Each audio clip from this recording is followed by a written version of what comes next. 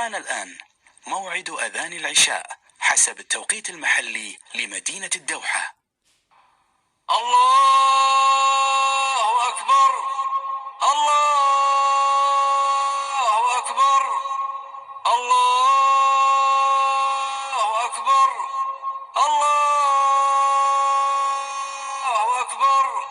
أشهد أن لا إله إلا الله، أشهد أن لا إله إلا الله، أشهد أن محمد رسول الله، أشهد أن محمد رسول الله. حي على الصلاة، حي على الصلاة، حي على الفلاح، حي على الفلاح.